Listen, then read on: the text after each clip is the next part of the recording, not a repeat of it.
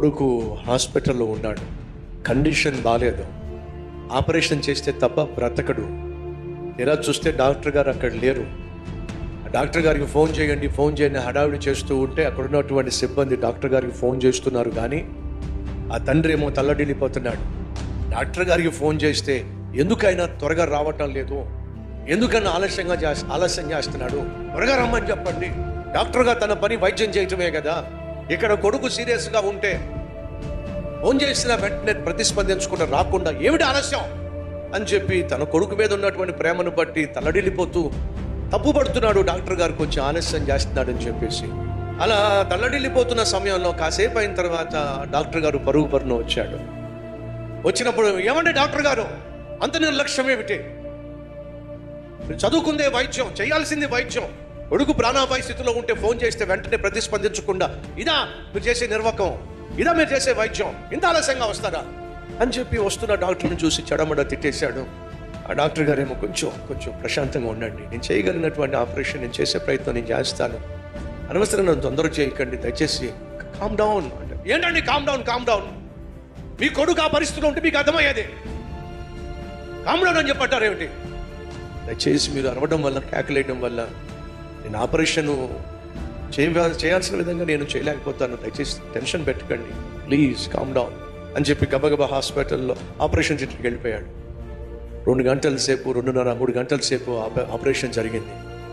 Operation చేసిన తర్వాత కోల్పోతున్న ప్రాణం కాస్త కాపాడబడింది. ప్రాణాపాయ స్థితిలోంచి ఆ పిల్లాడు కాపాడబడ్డాడు, బ్రతికాడు, బయటకు వచ్చేసిన తర్వాత మీ అబ్బాయికి ఆపరేషన్ చేశానండి అని గబగబా వెళ్ళిపోతుంటే, ఏ మనిషివయ్యా నువ్వు? కనీసం ఆపరేషన్ ఎలా జరిగింది, ఆపరేషన్ యొక్క పరిస్థితి ఏమిటి, ఆ తర్వాత తీసుకోవాల్సిన జాగ్రత్తలు ఏమీ చెప్పకుండా వెళ్ళిపోతామేంటి అలాగా? మీ అబ్బాయి బాగున్నాడు, క్షేమంగా ఉన్నాడు, వెళ్ళిపోయాడండి ఆ డాక్టరు మాట్లాడకుండా. ఆ తర్వాత ఆ ఆపరేషన్ థియేటర్లోంచి ఆ నర్సెస్ స్టాఫ్ వస్తూ ఉంటే, ఏ మనిషి అండి ఆయన, ఆపరేషన్ చేసి పరుగు వెళ్ళిపోతాడేంటి, కనీసం ఒక మాట కూడా మాట్లాడకుండా. అప్పుడున్న స్టాఫ్ అంటున్నారండి, అసలు సంగతి మీకు తెలియదు, ఏం జరిగిందో. ఏం జరిగితే నాకేంటి అయ్యా, దయచేసి వినో.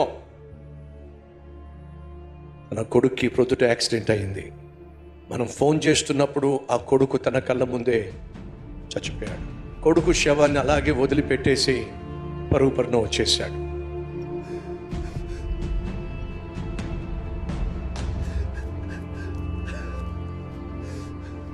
ఆపరేషన్ థియేటర్లో తన దుఃఖాన్ని దిగమింగుకొని కన్నీటిని అదుముకుంటూ మీ కొడుకును బ్రతికించాడు. అది చూసి మేము తల్లడిల్లిపోయాం.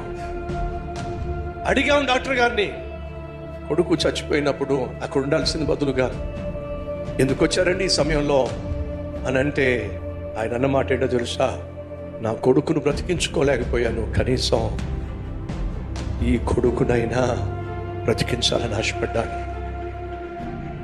రే సహోదరులు, మనం చేయలేకపోవచ్చు, కానీ మనం సహకారం అందిస్తే అనేక లక్షల ఆత్మలు రక్షించబడతాయి.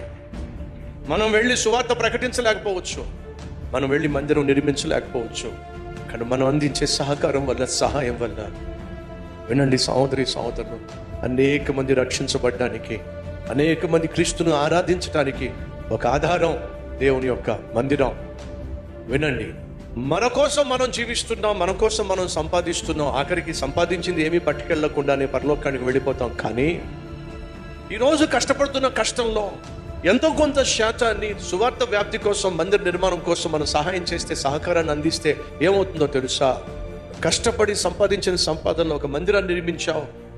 నువ్వు శాశ్వతం కాదు కాబట్టి నువ్వు మరణించి పరలోకానికి వెళ్ళిపోయావు, కానీ నీ వల్ల నిర్మించబడిన మందిరంలో ఏం జరుగుతుందో చెప్పండి? ఆరాధనలు జరుగుతాయి, దేవుడు కీర్తించబడతాడు, వాక్యం ప్రకటించబడుతుంది, అనేక మంది రక్షించబడతానే ఉంటారు. అనగా నువ్వు పరలోకానికి వెళ్ళిపోయినా సరే, నువ్వు చేసిన సహాయం వల్ల, అందించిన సహకారం వల్ల భూమి మీద ఏం జరుగుతుంది? సేవ జరుగుతూనే ఉంది, ఆత్మలు రక్షింపబడుతూనే ఉంటాయి. నువ్వు విత్తినటువంటి సువార్త విత్తనం మాత్రం భూమి మీద బతికే ఉంటుంది, అనేక మంది జీవితాలను బ్రతికిస్తూనే ఉంటుంది. ఆ డాక్టర్ అంటున్నాడు, ఆ కుమారుని ఎలాగో బ్రతికించుకోలేకపోయా, కనీసం వాళ్ళ అబ్బాయినన్నా బ్రతికించగలిగితే ఎంత బాగుంటుంది. సహోదరి సహోదరులు, కుమారుని బ్రతికించుకోలేక అతను బ్రతికించాడే, మరి మనల్ని ప్రభు బ్రతికించాడు కదండి. ఎలా బ్రతికించాడో తెలుసా? మీకు అర్థమవుతుందా? సిలువ మీద దేవుడు తన కుమారుణ్ణి మరణానికి అప్పగించాడు. ఏం చేశాడు చెప్పండి? మనల్ని బ్రతికించాడు. ఆ రోజు కుమారుణ్ణి ఒకవేళ కాపాడుకున్నట్లయితే మనం బతికేవాళ్ళం కాదండి. ఈ సహోదరి సహోదరులు, దేవుడు తన కుమారుణ్ణి త్యాగం చేసి నిన్ను నన్ను బ్రతికిస్తే మరి మనం ఇంకెంత త్యాగం చేసి అనేక మందిని బ్రతికించాలో, అనేక మందిని రక్షించాలో ఒకసారి ఆలోచించండి. రండి ప్రార్థన చేద్దాం.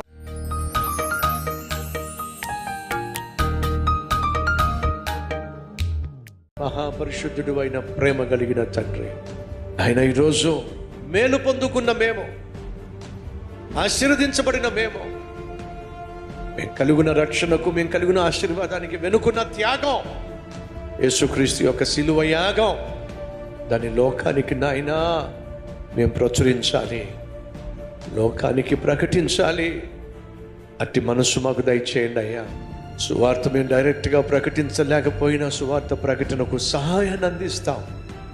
మందిరాన్ని వెళ్ళి డైరెక్ట్గా నిర్మించలేకపోయినా నిర్మాణానికి సహాయం అందిస్తాం అని తమను తాముని చేతికి అప్పగిస్తున్న ప్రతి ఒక్కరిని గుర్తించయ్యా, వారిని గమనించయ్యా, తగిన సమయంలో వారిని ఘనపరచమని యేసునామం పేరట వేడుకొంటున్నాం తండ్రి. ఆమేన్.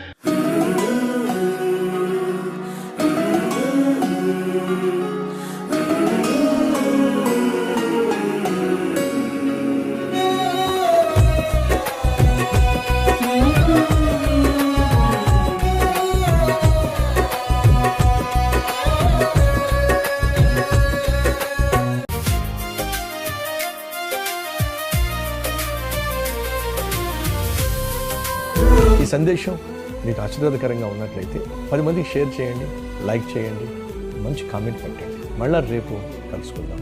సరే.